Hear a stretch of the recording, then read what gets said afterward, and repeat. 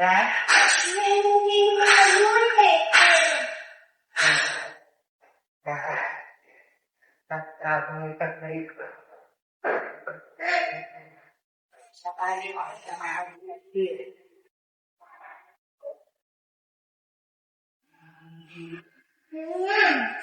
nói ăn thang đấy.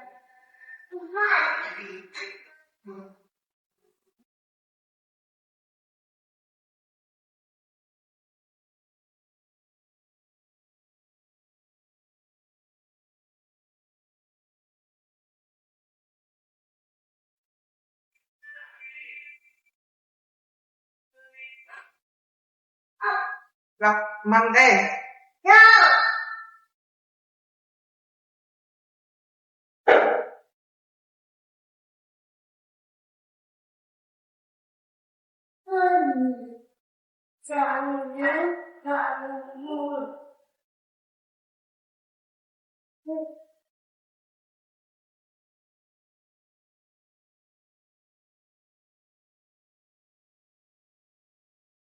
Ui ôn xã nắng.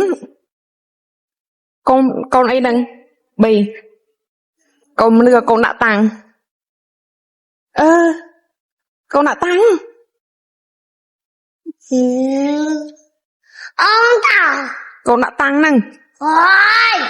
Con nưa con đã tăng. Con mà này. Con mà này hả? Ôn tà. Người trời.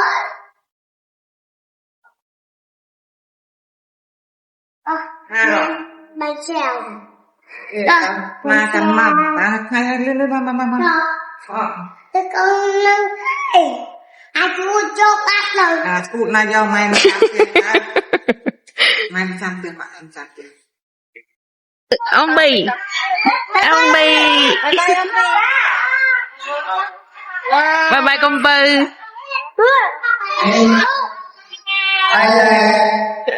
Ô má. Ê tao mua mạch chẳng.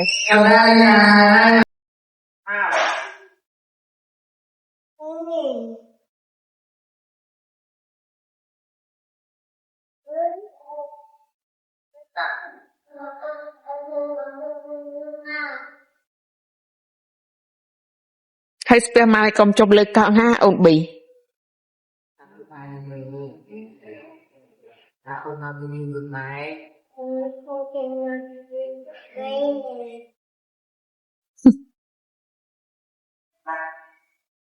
Và mặt đi cao rồi nào nha. Không rồi. Nào. Nào.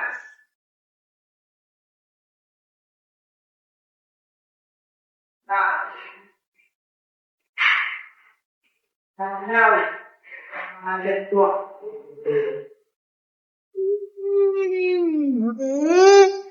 Ôi rồi. Khao thôi mà. Khao thôi mà. Khao tranh. Khao nuôi cả.